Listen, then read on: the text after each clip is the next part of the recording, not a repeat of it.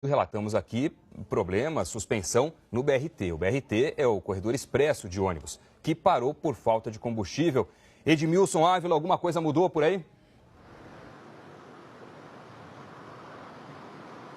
Nada mudou, olha, a mobilidade muito reduzida no Rio de Janeiro, praticamente todos os postos sem combustíveis, aí, segundo o Sindicato do Comércio Varejista do setor. Olha, quero mostrar como a mobilidade está reduzida. Ali ao fundo, passa uma importante avenida no Rio de Janeiro, a Avenida das Américas, é a principal ligação aqui da Barra da Tijuca à zona sul da cidade. Normalmente muito congestionada, hoje com trânsito tranquilo.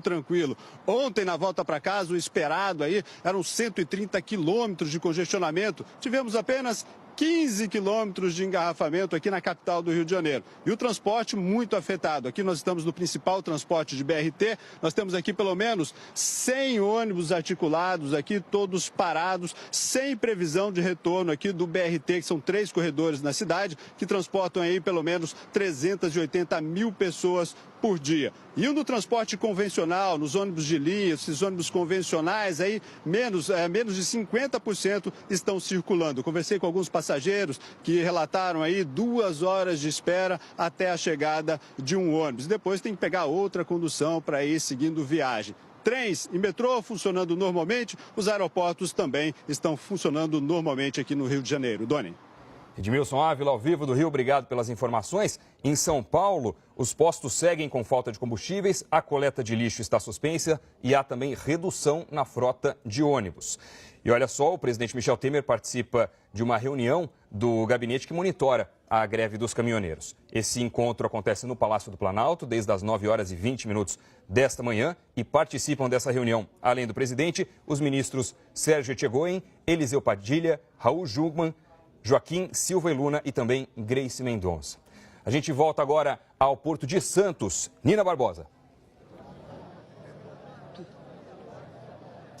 Oi, Doni. A gente continua aqui no lugar conhecido como Retão da Alemanha, que é o acesso aos terminais aqui do Porto de Santos. Os manifestantes estão aqui a todo tempo fazendo discursos porque eles dizem que não se sentem representados pelo acordo firmado com o governo federal. Falaram que vão continuar aqui com a greve enquanto um documento não for assinado pelos representantes dos caminhoneiros autônomos, que esses sim estão fazendo a greve e a paralisação, viu? Já teve redução aqui de 70% das operações de recepção das cargas para embarque e entrega de mercadorias descarregadas em navios no Porto de Santos e o fluxo de caminhões continua prejudicado. Só está funcionando mesmo assim normalmente é a questão da ferroviária, viu? Só que ela representa 26% dessa movimentação no Porto de Santos. Os manifestantes continuam aqui, os carros pequenos têm livre passagem porque tem o pessoal que trabalha no administrativo dos terminais. Eles dizem que vão continuar essa greve, não se sentem representados e não saem daqui enquanto não tiverem um documento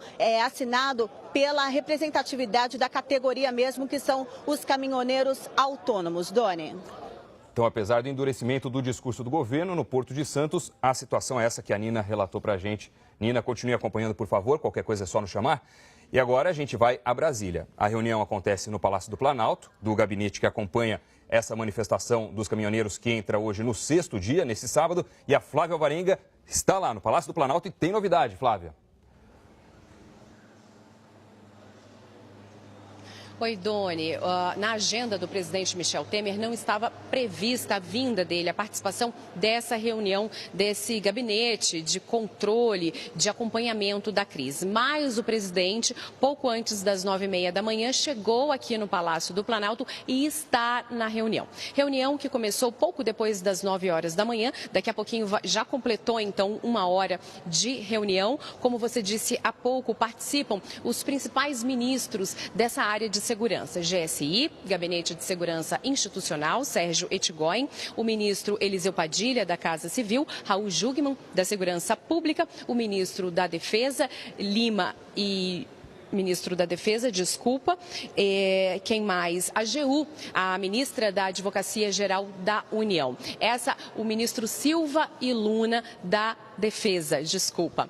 E então, essa reunião, assim que essa reunião acabar, eles vão dar um balanço com todos os números do que aconteceu desde que o decreto foi publicado. Esse decreto garantiu, autorizou as Forças Armadas a atuarem nessa desobstrução das ruas. O primeiro balanço, o primeiro número que a gente teve foi passado pelo Ministério da Defesa. 132 desobstruções nas estradas, feitas basicamente pela Polícia Rodoviária Federal com o apoio das Forças Armadas. Mas é um número preliminar. Por quê? Porque para a gente ter uma nova paralisação é muito rápida essa dinâmica. Então esse número vai oscilar o dia inteiro. Para a gente ter dados concretos, a gente vai ter que esperar essa coletiva, que vai ser logo após esse fim da reunião. Lembrando que hoje são duas reuniões desse gabinete. Uma que começou agora às 9 horas da manhã e a outra que está marcada para as 5 horas da tarde. Doni.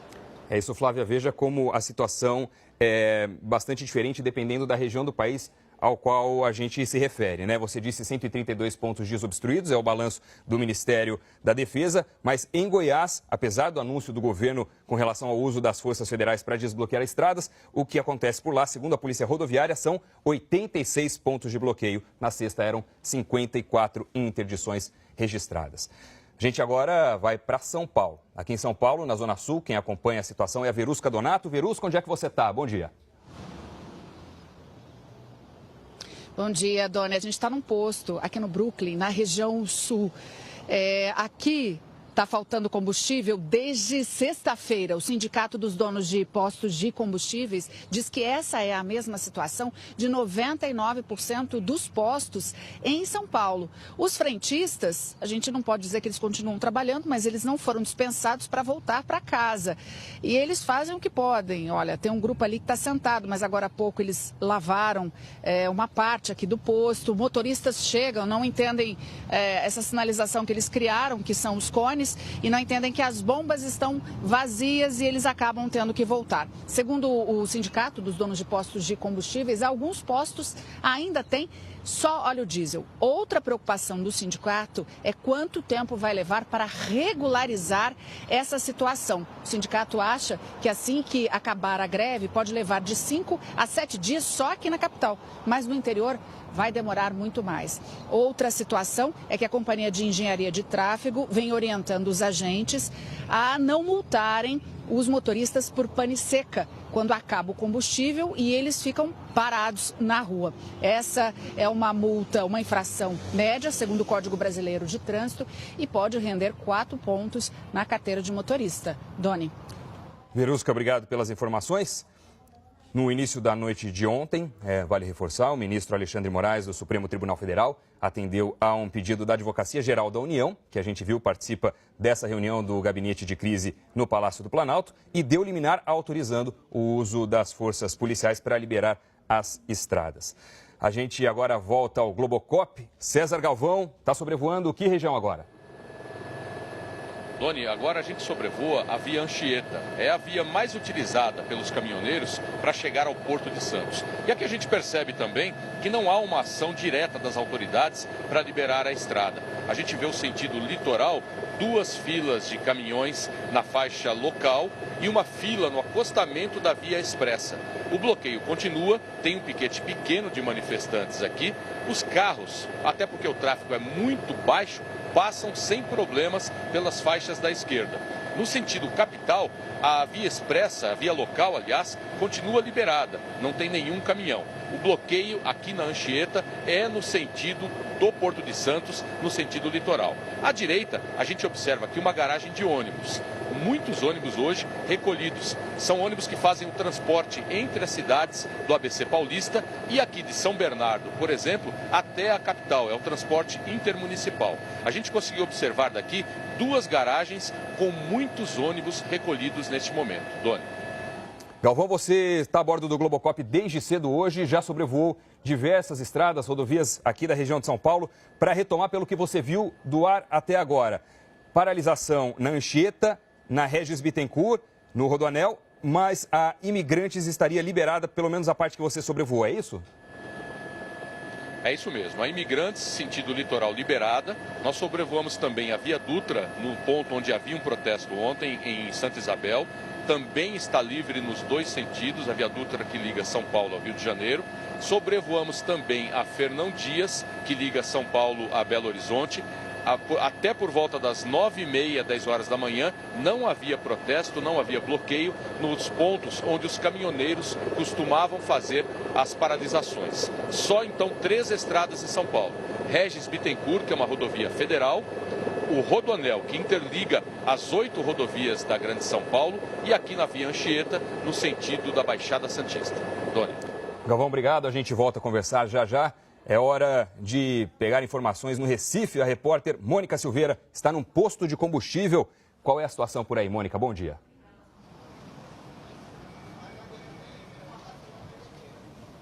Oi, Doni, bom dia a todos. Este posto de combustível aqui fica na zona sul do Recife, mais especificamente no bairro do Pina. E o que aconteceu? Na quarta-feira da semana passada, este posto foi interditado.